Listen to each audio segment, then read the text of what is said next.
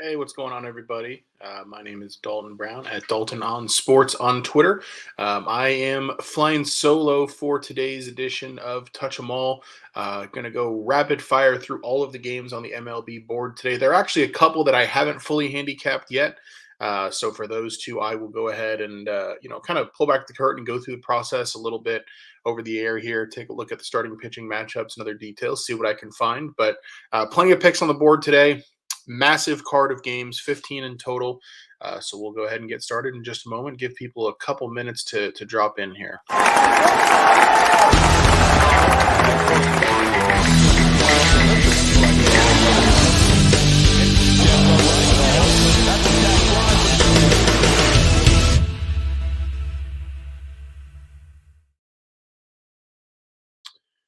All right. So give it just a moment here.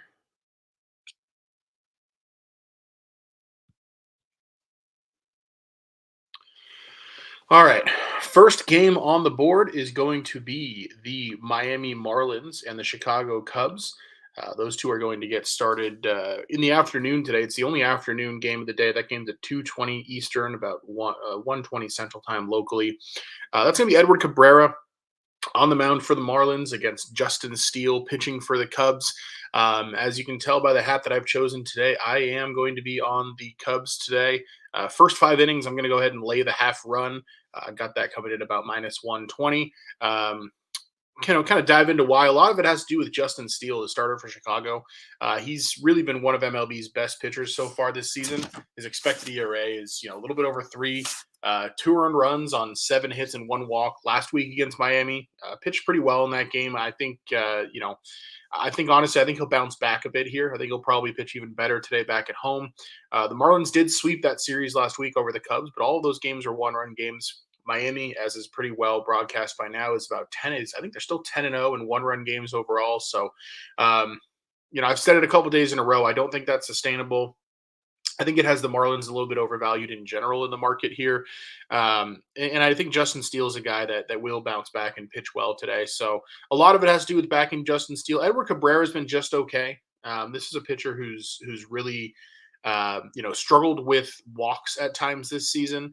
Otherwise, he's been, average-ish across his baseball savant profile. Last time he faced the Cubs, he actually walked 5 and gave up 3 hits, but survived by only giving up 2 earned runs. I don't think he can get that kind of lucky again today. I also think the Cubs lineup is getting a really solid addition today with Matt Mervis getting called up from AAA. Former Duke Blue Devil. Awesome. I think that he, really adds another left-handed power dimension to that lineup, and certainly is going to be a major upgrade from Eric Hosmer. So, all over the Cubs, first 5 innings, laying the half run.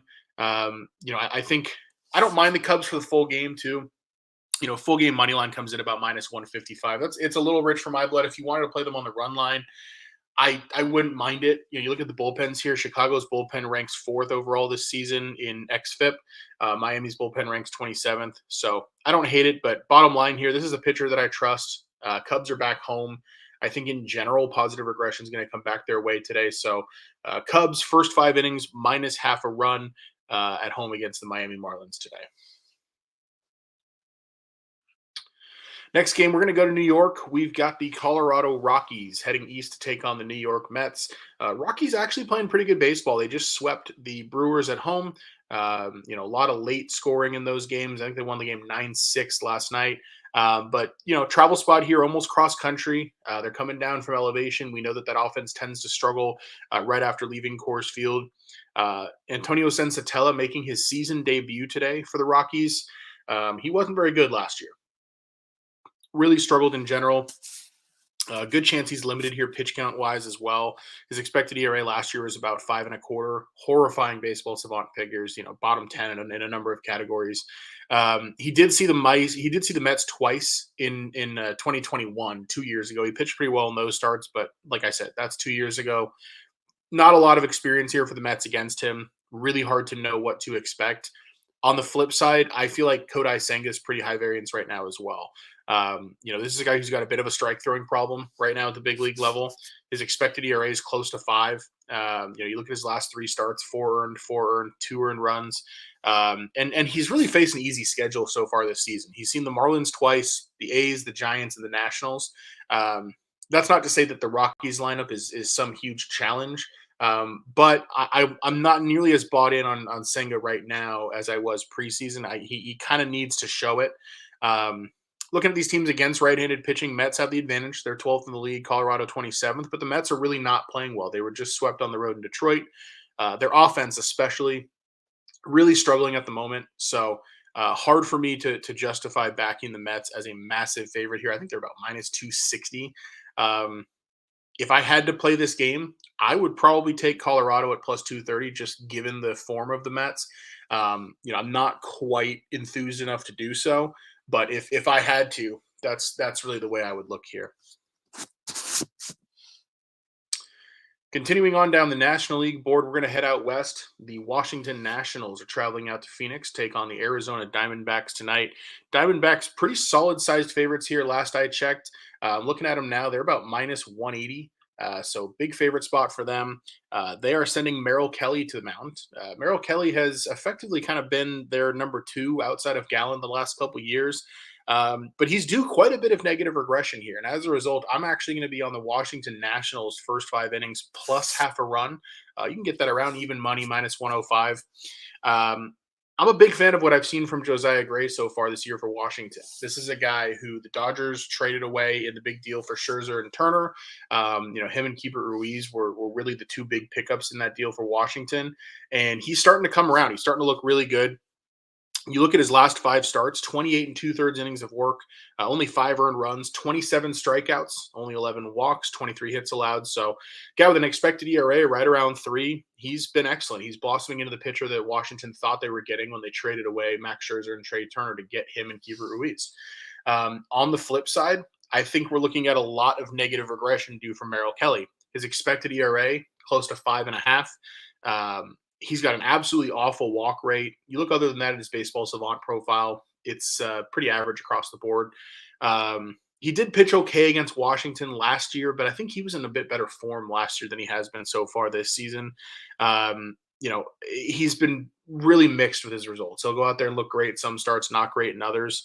But so far, the home road splits are really pronounced for Merrill Kelly this year. He's got a 4.86 ERA pitching at home at Chase Field, as opposed to a 1.15 on the road. So, really not a guy that's pitching well in his home ballpark. He doesn't seem comfortable there. He's really walking a ton of hitters there. So, this is a spot where I think, even though the travel favors Arizona, they've got the extra day off. I think Washington will hang around tough, especially with the way Josiah Gray's been pitching. So, taking that half run in the first 5, I like it quite a bit here. Next up, we've got the series of the weekend between the Dodgers and the Padres from Petco Park. That should be an electric environment there. One note I want to make up front, I handicapped this entire game thinking that Joe Musgrove was going to be the starter for San Diego. He's not. He's got a blister on his foot, so he's been pushed back 2 days. Instead, it's going to be Yu Darvish taking the mound for San Diego against Clayton Kershaw for the Dodgers. This game's lined pretty close to a pick 'em right now. I could go either way on it. I'm not going to end up playing this game. Kershaw has been lights out so far for the Dodgers this year. His expected ERA is under 3. His actual ERA is under 2. He's not walking anybody. He's getting a ton of soft contact. He's gone 6 or more innings in every start, and he's allowed 1 or 0 earned runs in his last 3 starts. So he's not a guy you want to fade at the moment. But honestly, I don't think Yu Darvish really is either. Darvish has had a couple starts that have been shaky in terms of command, but he's pitched pretty well against the Dodgers since joining San Diego. You look at his start in Mexico, he gave up 3 home runs there. I can't really hold that against him. You look outside of that, he's really been excellent. And last season against the Dodgers, he faced them 4 times, kind of blew up in 1 start. The other 3 were really good. I think we're going to get good starting pitching on both sides here. If anything, I would maybe take a look at the under, but 7.5, it's already dropped down quite a bit. So I think it's going to be a really enjoyable baseball game. I think both starters have a chance to pitch really well. Both these teams hit pretty well in the split too. San Diego 12th in baseball against lefties. Dodgers number 2 in baseball against righties. both teams are playing well. Dodgers just swept the Phillies while scoring 10 or more runs in all 3 games. Padres, won their series against the Reds after handling business in Mexico. So this one will be a lot of fun. I'm not going to bet it, but certainly a game worth watching at 9:40 Eastern tonight. Next game I do have action on, another West Coast game. The Milwaukee Brewers are out by the Bay taking on the San Francisco Giants at Oracle Park tonight. We're looking at odds there of the Brewers a very small favorite, minus 115, Giants plus 105 at home. That's come down quite a bit. The Brewers were minus 140 as of last night. And it's a game where I like the over. I played the over at 8 last night. I wish I could have got some of that 7.5 at open, but I still like it quite a bit at 8. Corbin Burns is a guy who I think his reputation is affecting this total, or at least was affecting this total quite a bit when it first came out. But really, he's been more above average than he has been spectacular this year. He's seen his velocity downtick a little bit. That sinker's down about 1 mile an hour over the last year or two. His strikeout rate has dropped precipitously. It's down to about 19% from 35% 2 years ago. Expected ERA for him is actually closer to 4 than I think folks expect. He's about 3.77. Still, 2 earned runs or fewer in 4 straight, so pretty consistent, solid arm. But what it comes down to for me is I think at this point he's an average to above average arm, and the Giants are absolutely crushing left-handed pitching. They're right-handed pitching. They're 4th in baseball with a WRC plus of 122 against righties in that split. So I think San Francisco is going to score a bit here. I think they'll get into that Milwaukee bullpen. Tough thing for Milwaukee too, you play 3 straight games at Coors Field, and now you come out to San Francisco. Their bullpen has been really taxed, and their bullpen was blowing games in Denver. So I think there's going to be run scoring opportunities throughout the night for the Giants. I think even more so, there are going to be run scoring opportunities throughout the night for Milwaukee. Minaya has been a mess for San Francisco. Obviously, in Mexico, he got absolutely shelled, but he was a mess before that. 4 consecutive outings for him. He's failed to complete 4 innings. He gives up a ton of fly balls, and the Brewers are top 10 in baseball at home run to fly ball rate. So if he's giving up fly balls tonight to the Brewers, he's probably going to give up a couple homers. I think that knocks him out of the game early. San Francisco's bullpen has not been very good of late. Neither, frankly, has Milwaukee's. So I think we're going to get runs early. I think we're going to get runs late. I'd probably make this total more like 8.5, 9 as opposed to 8. So happy to take the over here, and we'll see how that one goes. Next game on the board, we are heading to the American League. That's going to be the New York Yankees and the Tampa Bay Rays. Big-time series kicking off from St. Petersburg tonight. I'm sure the Yankees wish they were healthier for it. That's going to be Johnny Brito pitching for New York, a rookie who struggled quite a bit this year. He'll take on Yanni Chirinos for the Rays. Chirinos is one of those classic Rays starting pitchers where he's going to go out there and try to give him 3 or 4 innings, get through the lineup once, maybe twice, depending on how he's pitching. He's been really effective in that role. ERA of 0.64 so far this season. Expected ERA a little over 3. So he's not, not a sub 1 ERA guy per se, but he's a pretty darn good pitcher, and he's good in this particular role. It's really hard to bet against Tampa Bay at home right now. They're 17-2 at home. Obviously, they're 26-6 overall. They've been the best team in baseball to date. They're crushing right-handed pitching, and they're taking on a very gettable righty in Johnny Brito. He's been below average basically every time out there this season. He's yet to make a pitch in the 6th inning. His expected ERA is around 6.5. I think that the problem with him too, you look at that expected number and it's ugly to begin with, but this is also a guy who had 2 really good starts to begin the season. And so if you look at his more recent form, his expected ERA is probably closer to 8 in terms of how he's pitching right now. So I think it's a smash spot for Tampa Bay's offense. I'm trying to come up with reasons not to play Tampa on the run line. Last night I kind of shied away from it. I'm struggling to do so today. I think right now Tampa minus 1.5 Swivel plus 110. That's pretty tempting. I would also look at a team total with Tampa. That offense has been the best in baseball against right-handed pitching so far this season, and they're not getting a very good one on Johnny Brito. And you can get over 4.5 on them at the book I'm looking at right now is minus 125. So I like Tampa's offense quite a bit in this matchup. On the flip side, New York's offense is just kind of a mess right now. Aaron Judge being out, they're just dealing with stacked up injuries. Brian Cashman had an interview the other day where he was really lamenting that. Some people might call it whining, but I understand where he's coming from. The Yankees are pretty beat up right now, and they've depleted a lot of their farm system in trades in recent years, so they're not calling up the level of talent a lot of people assume they might be in New York.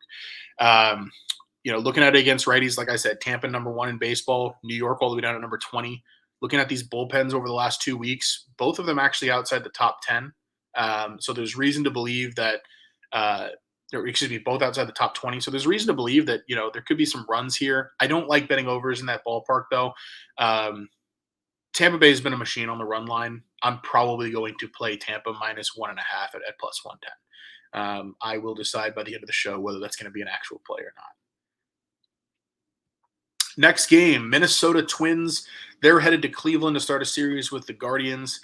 Twins just played a really competitive, topsy-turvy, strange series in Chicago against the White Sox. They're going to turn to Bailey Ober on the mound today. Ober's looked really good through 2 starts. He's a real tall drink of water. He's like a 6'8" righty, 1-0 with a 1.59. He pitched a little over 5 innings in each of his starts, was dominant against the Royals and the Nationals. So I guess that's the downside, right? He pitched so well against Washington and Kansas City. Cleveland's obviously going to be a tougher challenge. It's also the first time he's pitched on the road this season. I know Ober's a guy they believe in. Cleveland's offense 26th against righties, so there is some reason to believe that he'll continue to have success here. Looking at the most recent lines available on this game, right now Minnesota -115, Cleveland +105. I don't mind that. I think the Twins' offense has been kind of up and down of late. They've been really relying on Byron Buxton to hit homers to produce any offense for them. Neither one of these bullpens has been any good recently, for what it's worth, either. Minnesota 24th in baseball, Cleveland 28th over the last 14 days. What's fascinating for me, Cleveland keeps turning to Peyton Battenfield, this right-handed starting pitcher. He's a rookie. He's a rookie in his own right. He's been terrible. His expected ERA so far this season is, about 7.5, even though his results haven't been nearly that bad so far. This is a guy who's walked 3 or more hitters in 3 straight. He's walked 4 more hitters in 2 straight. So, I like the Twins offense here to get going against him. I certainly lean the Twins -115 on the money line, but the Twins haven't really been playing all that well recently. They haven't been playing all that well on the road, especially. And I think Bailey Ober right now, I need to see him do it against better competition and on the road before I'm ready to back him in a spot like this. So slightly into Minnesota. I just can't quite get there today. Next game, we've got 2 of the worst teams in baseball going at it in Kansas City, the Oakland Athletics and the Kansas City Royals. That's going to be Kyle Muller and Brad Keller, 2 starters who really have not pitched well so far this season. Kansas City's a pretty substantial favorite. They're up to -160 now in this game. The over-under is pretty astronomical at 10 in Kansas City. And frankly, I understand why. I'll start with Muller on the side of the A's. He's been awful for the most part. His expected ERA is around 7.5. He was okay in his last start, but this is a guy who really relies on contact to get through innings. He doesn't strike anybody out. Kansas City is a lot better against lefties than they are against righties. They're, closer to average against lefties, which for an offense like theirs is actually saying quite a bit. And they've scored a ton of runs recently. They scored 23 runs over 3 games against Baltimore. Their offense was really strong yesterday. You look at Kyle Muller, his last 2 road starts have been disastrous. So I like Kansas City's offense to get going quite a bit against him. And then obviously that Oakland bullpen is there are no words for how bad Oakland's bullpen is. So Royals team total, maybe a look here, but that offense is just hard to trust. Probably going to end up staying away altogether. Brad Keller on the flip side, starting for Kansas City. He's been better this season, but only slightly. He's walking 18% of hitters. You can't do that at the major league level. So that's a big issue for him. 5 or more walks in 3 consecutive starts. I don't know, man. You just can't back a guy who's walking that many hitters. His expected ERA is around 5. Certainly due for some negative regression there. Reality is for me, both of these pitchers are really high variance. They've both shown flashes. Neither one of them are facing an elite offense here. So I wouldn't be nearly as surprised as I'm making it sound if this game were 1-1 going into the seventh. But I don't trust either starter either. So way too much variance here. Two terrible teams. Very easy game for me to stay away from and also not watch.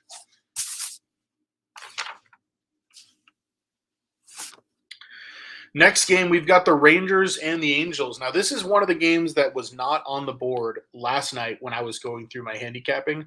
I have not had a chance to fully look through it. So I'm going to go ahead and kind of do that live on air here.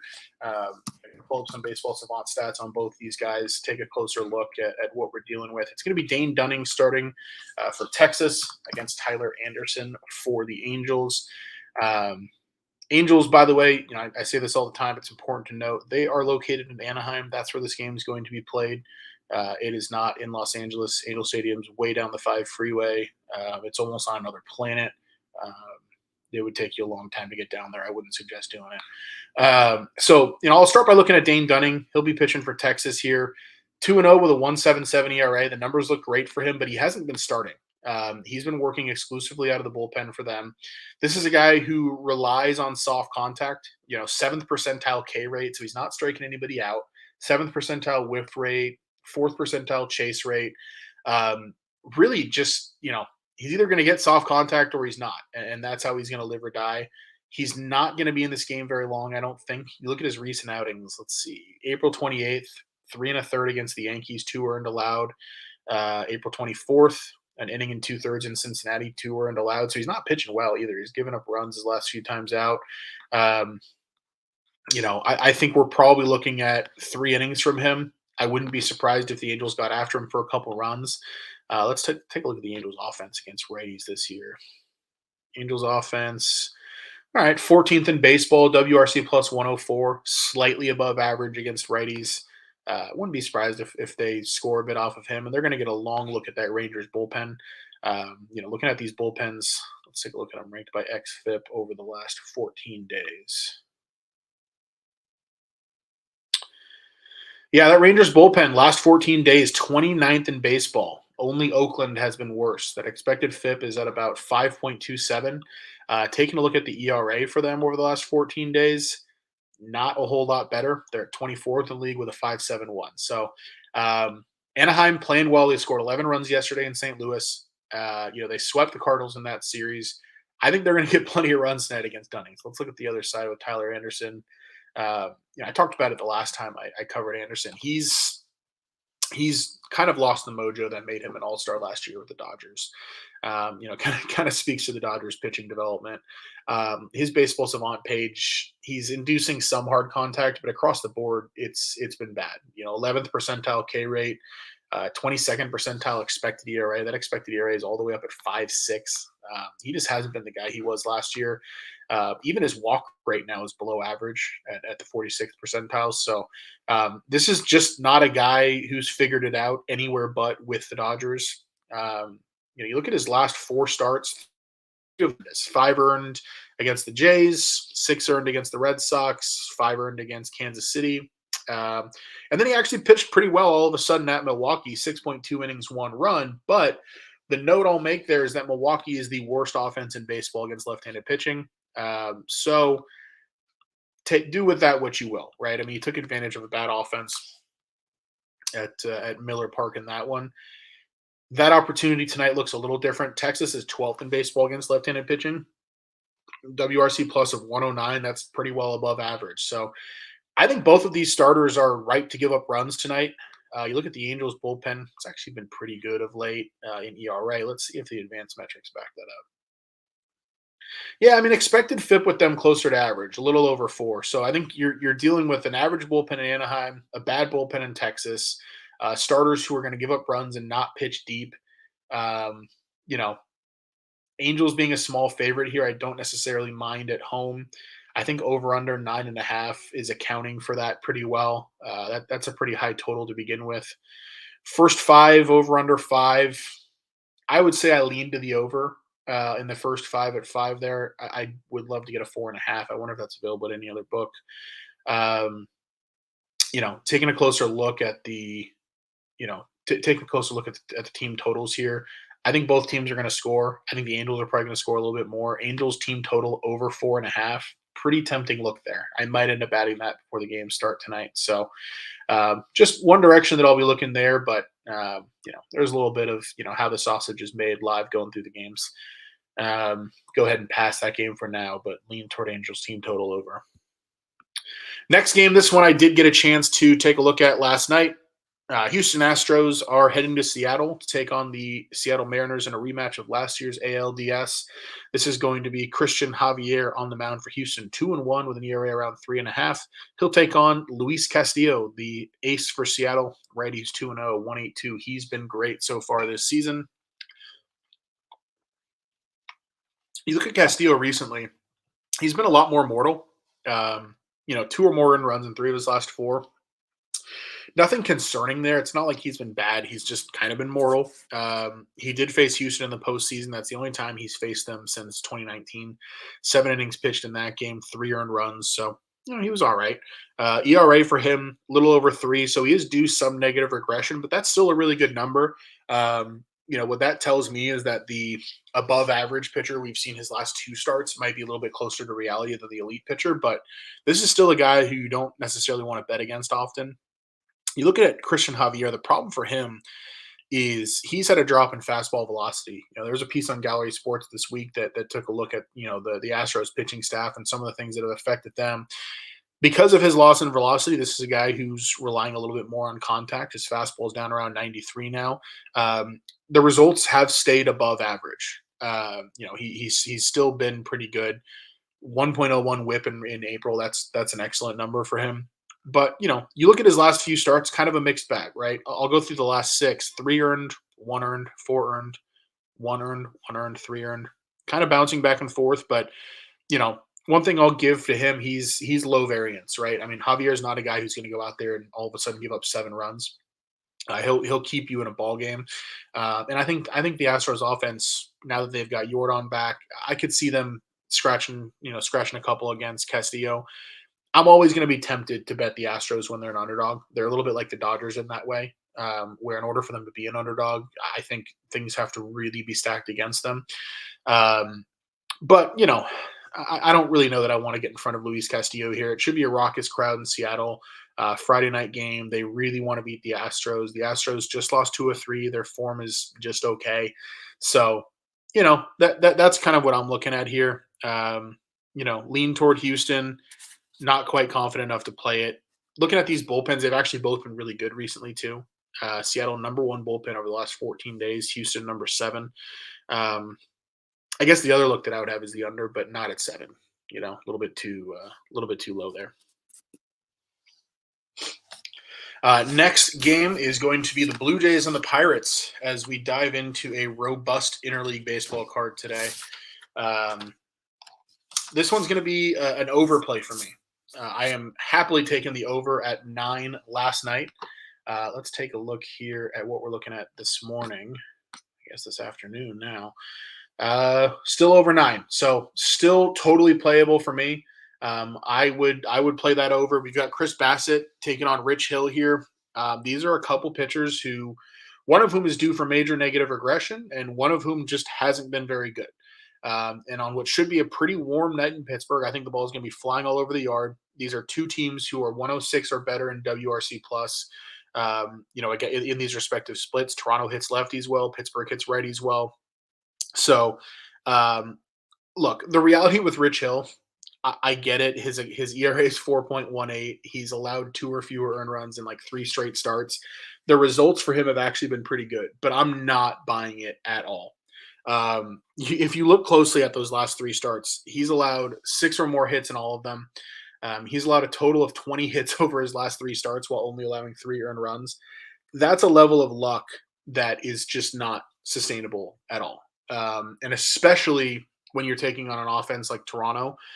Understand this. I mean, his last 3 starts for Rich Hill were against the Rockies, the Reds, and the Nationals. This is not that, right?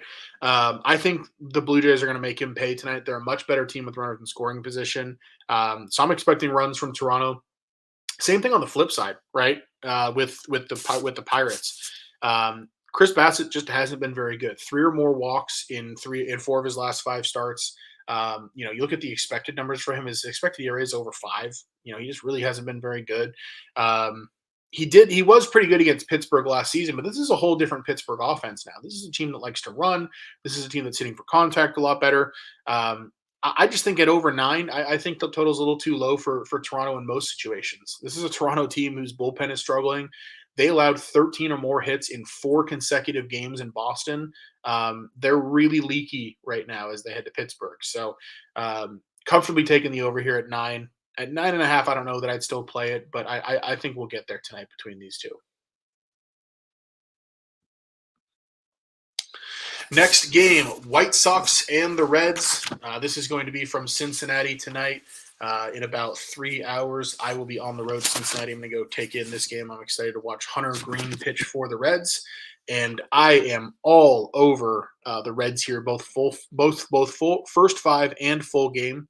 I love the pitching matchup for them here.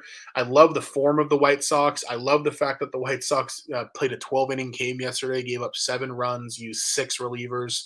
Um, it's a beautiful spot here to bet the Reds. So I'm looking at Hunter Green. His expected ERA is now down under 3.5. This is a guy who was one of the top pitching prospects in baseball, former number one pick. He's starting to figure it out. No more than 3 earned runs allowed in any of his starts. 32 strikeouts this season. Very solid number, but what's most impressive to me, 32 strikeouts against 8 walks for him in April. So, he's been really good. His last 3 starts, scoreless, 1 earned, 2 earned, no more than 5 hits in any of them. He's been really solid. White Sox, it's pretty well known. They prefer lefties to righties. They haven't been hitting well against righties. So I like Cincinnati quite a bit in the first 5 because of that. I also like Cincinnati to score some runs against Lance Lynn. Lance Lynn has been awful since last season. 0-4 with a 7.16 ERA this year. Expected number on the ERA is closer to 6. That sure that calls for some positive regression, but that's still not a good number at all. And you look at some of the underlying stuff with him: 4 or more earned runs in 3 straight, and in 4 of his last 5. Walking absolutely a ton of hitters this year. You look at the last 2 seasons, he's seen his velocity drop 2 miles an hour over the last 2 years. That's pretty significant for a 35-year-old and kind of tells you the direction he's going. This is a Cincinnati team that over the last 14 days, their bullpen ranks 6th in baseball. You look at the White Sox, they rank 17th in baseball over that time. Celebrating Cinco de Mayo today. Happy Cinco de Mayo. Celebrating Cinco de Mayo by, going to Cincinnati, watching Los Rojos. And I think they're going to handle business against the Reds tonight. Better starting pitcher on the mound, hotter team, all Reds.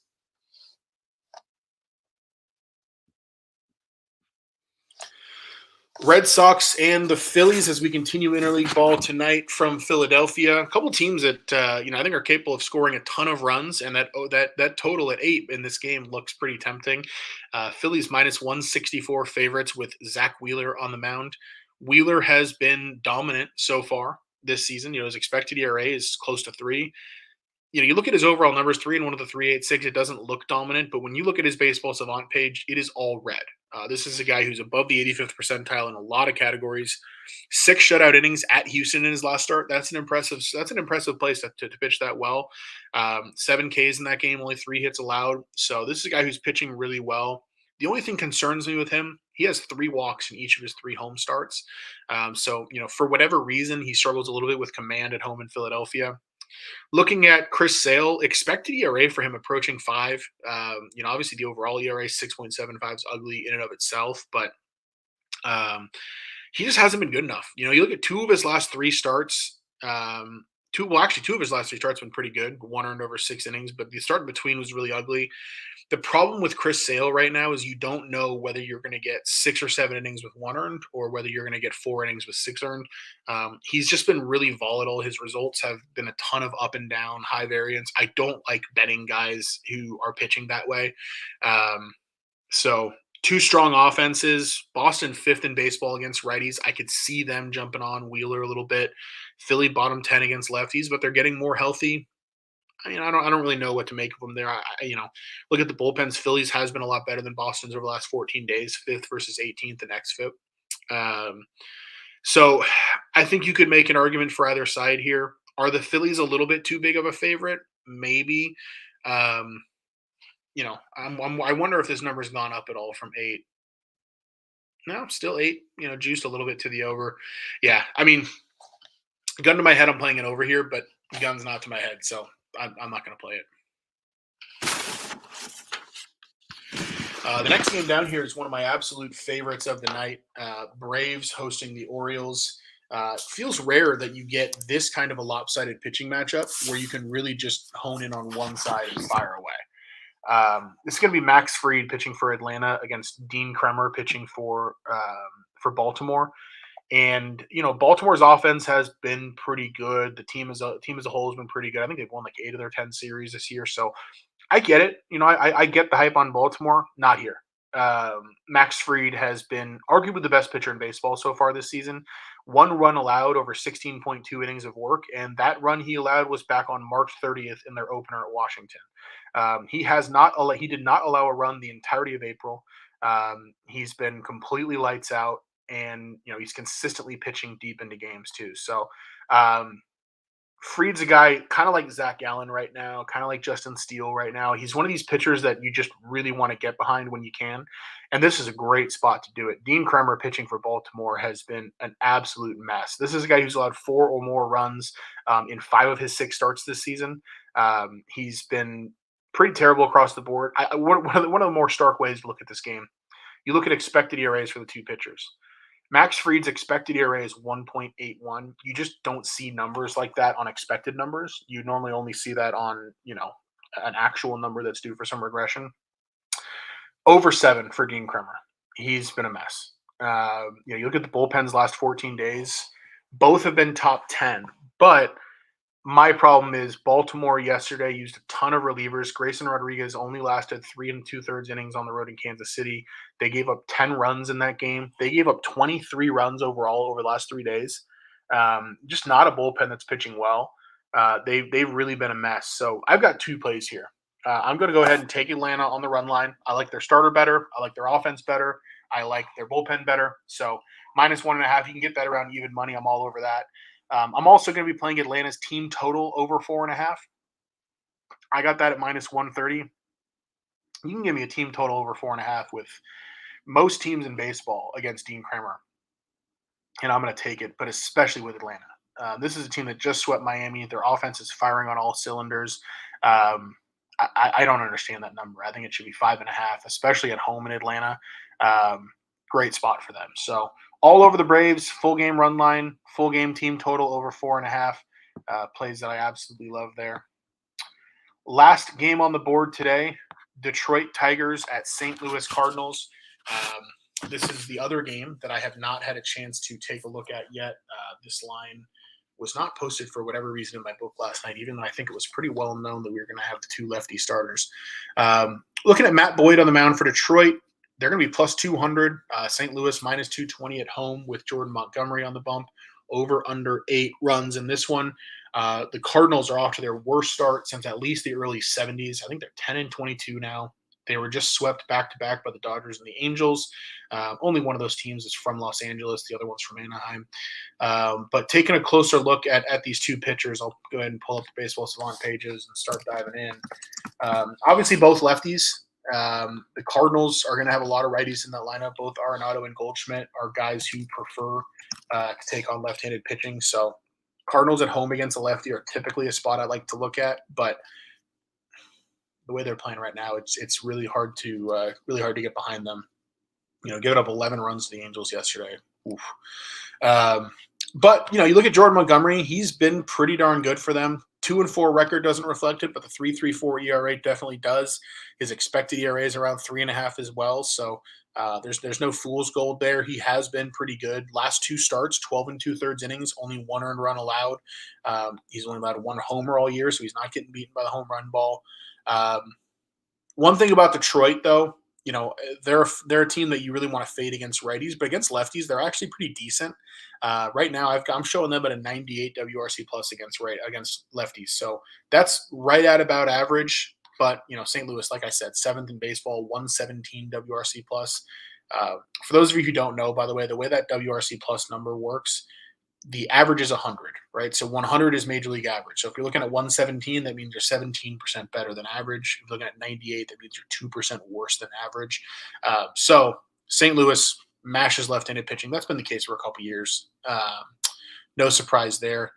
They're taking on Matthew Boyd, who real mixed bag when you look at his savant profile. Not giving up a lot of hard hit balls, but he's walking too many batters. He gets some swing and miss, but he's not able to put hitters away. His strikeout rate's in the bottom third. 1-2 with a 5.47 for him this season. Expected ERA closer to 4. I think he's closer to average than, as messy as he's looked. But it's hard to get away from the fact that he's been getting pushed around. 5 or more hits in 4 consecutive starts. 8 hits in his last start against Baltimore. Gave up 6 runs in that one. They really pushed him around. That was a home game in Detroit. Let's take a look at his home road split this series. Only made 2 road starts. He's been a little bit better away from Comerica Park. Doesn't make a ton of sense to me. Might just be noise. But I think if there was ever a time for the Cardinals to get right, I think this could be the spot. Detroit is obviously riding high after a 3-game sweep of the Mets. They are playing pretty well, but the Cardinals are the better team. I don't think anybody would really dispute that. Let's take a look at the bullpens of late.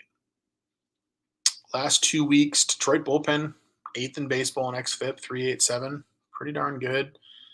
St. Louis down at 20th. So, look, at minus 200, there's just no way I'm getting there with the Cardinals.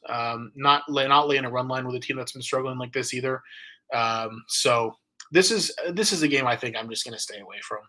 Over under 8 makes sense. Might lean a little bit to the over. Warm night in St. Louis. Maybe I can be talked into that, but Jordan Montgomery's been pitching too well. So nothing there. I'll kind of go through my bets for the day. Appreciate y'all, sticking with me through this long list of games. Obviously it moves a little faster when it's just me, although you probably get a little tired of listening to me. All right, Marlins Cubs. I am going to be on the Cubs. First 5 innings on the run line, minus half a run at minus 120. Backing Justin Steele in that one. Nats D-backs. Give me Washington first 5 catching plus half a run at plus 106. I like that quite a bit with the way Josiah Gray's been pitching. Merrill Kelly do negative regression. Dodgers Padres, no action. Looking forward to watching it. Brewers Giants, we're playing the over there at 8. I think Burns is still a little overvalued. Minaya is a mess. Bullpen's not pitching well there at all. Blue Jays Pirates over 9. I talked about Rich Hill and all the regression he's due in that spot. I am going to go ahead and play the Rays team total over 4.5 in that one to go along with. Actually, you know what? Yeah, I'm going to go ahead and play Rays team total over 4.5. I'm also going to play Rays on the run line minus 1.5. Reason I'm playing both of them, I think if the Rays run line doesn't hit, the reason for that will be because Chirinos gave up runs early and their bullpen, gave up some runs to the Yankees there. That's kind of what I'm seeing there. I see Real Tanny Cuts, my barber in here, asking about Dodgers run line. I mean, I'm not there tonight. I'm just not. I hope it cashes. I'll be rooting for the Dodgers as always, but no, I'm not there tonight. Continuing through the best bets, Twins, Guardians, nothing there. A's, Royals, nothing there.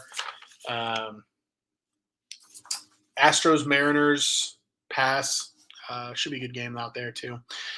White Sox, Reds. Give me the Reds. Reds first 5. Reds full game. Both of them are available around minus 105, minus 110. Jump all over Hunter Green in that spot. Red Sox, Phillies should be entertaining. We'll probably learn a lot from Sale and Wheeler, but I don't quite have anything there.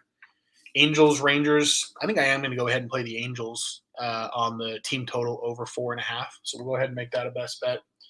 And then the last 2 of the day, Atlanta minus 1.5. You can get that around even money over Baltimore. I love that. Atlanta team total over 4.5 minus 130. I like that even better. And then, as I just talked about, nothing on the Tigers and Cardinals. So there's the full card. Head to my Twitter at Dalton on Sports. I will go ahead and make sure to get all the bets out there. You can also, if you go to my Twitter, you'll also find the most recent article that I wrote at Gallery Sports, which is today's bets for Cinco de Mayo. I did write-ups on 5 bets in there. A lot of what I talked about here in even more detail is written up there. So what you'll see on my Twitter, I'll take those bets. I'll add the other picks that I added here, and we'll see how it goes. Hopefully, we can stay hot after a good night yesterday. Appreciate anybody who tuned in. I'll be back next week. I'm sure BC will be back with me as well as we try to get hot. So appreciate y'all's time. Have a good one.